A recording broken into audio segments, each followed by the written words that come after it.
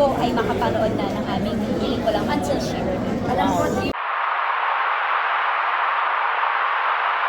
Diba? Grabe, powerhouse cast talaga yung Hiling Ko Lang ito. Yes, totoo po yan. Dream come true, dream project ko po ito.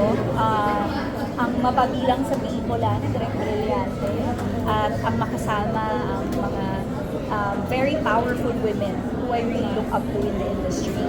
And to do a project like this na marami rin talagang matututunan kahit ang mga kabataan natin, especially today.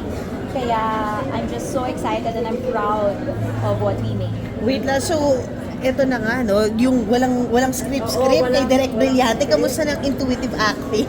Actually, napapansin ko nga ngayon, sobrang laking lesson ang in-impart sa akin ni Direk Brillante. Kasi ngayon, kapag gumagawa ako ng proyekto na may script, mas nalalagyan ko siya ng layers. Kasi nanggaling ako sa wala akong script. So parang natutuwa ko na mag-improv, na parang to add more layers to the character, to the lines, para to make the scene better, ganyan. So parang ang laking tulong niya sa akin bilang isang aktor and to further hone my craft. Grabe, bukod dito, ang dami mong line-up for this year. Parang tinatawag na, you're that actress Oh my to watch God! out for. Kasi imagine mo, in your generation, it is you. We feel like after Contrabida Academy having... P77. Oo, yeah. Puro pelikula. Puro pelikula. May Netflix pa. Oo, yes. Oo, I mean, ano to, talagang, how did you arrive in curating these types of projects for you? Actually, ayoko pong i-own. I don't want to claim the credit kasi it's really the producers and the management who really give me very important and impactful projects. And I'm just so grateful dahil inaalagaan ako ng tama ng GMA kasi napakaganda ng mga proyektong ibinibigay nila at pinagkakatiwala nila sa akin. Puro pelikula ba? Yes, but there is also a primetime series in the works. Wow. So sobrang excited din ako. I will share that with you very soon. So, yung taon, mga pelikula at may teleserye, for sure. Ano to, bago nakakasama? Ay, hindi mo kaya talaga. Hindi pa. Basta sobrang excited ang nanay ko. Yun yung clue. Yes. Yun ang clue. Yes. Excited ang nanay mo. Sobrang Fan ng nanay mo na makakasama mo, ganyan. Yes. Fan ka din. Oo, siya ang dahilan ba't ako artista. Ay. Parang, it's 2026 is parang year for your art, no?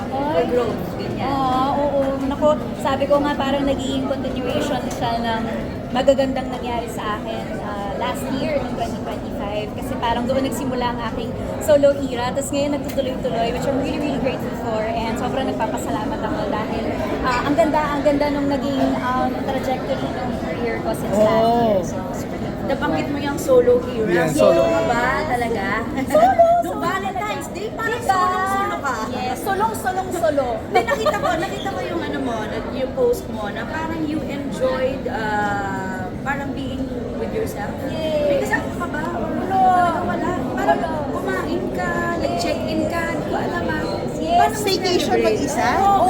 Wow. Sa mga trip nito eh. Oo, sa Masaya Makati. naman. Nag-check-in ako doon, tapos nagpahatid lang ako sa tatay ko. Kasi nga ang plano ko is really to spend the whole Saturday, yung Saturday kasi yung Valentine's Day.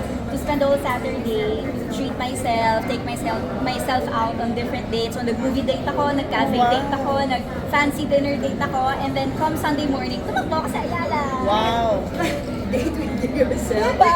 Pero maganda yung tinuturo mo sa fans mo. Lalo na ang daming mga bata, laging humahanap ng jowa, laging sawit, laging pressured pag Valentine's Day. Yes. Pero hindi self-love ang sinusulong mo. Oo, and not just on Valentine's Day. You should love yourself every day. Treat yourself with kindness, full of love. Kasi, parang kailangan mong ipaalala sa sarili mo na you really don't need anyone. You really don't have to depend your happiness on anyone. Kaya mong pasayin ang sarili mo.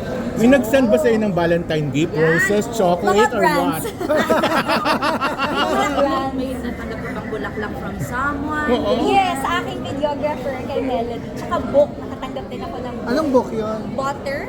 It's a Japanese crime novel. Manliligaw.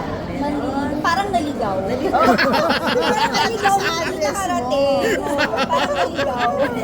Parang ano ka na ba ngayon muna na Parang Mapaligaw? Pause Oh my for, God. Siguro hindi muna. Kasi nga coming from my solo celebration of Valentine's, parang na-realize ko, parang I really enjoy my own company. Parang gusto ko pa siyang patagalin. wow, explore, ganyan. Congrats. Thank Congrats. you. Nagkaroon ka ba ng admirer na same sex?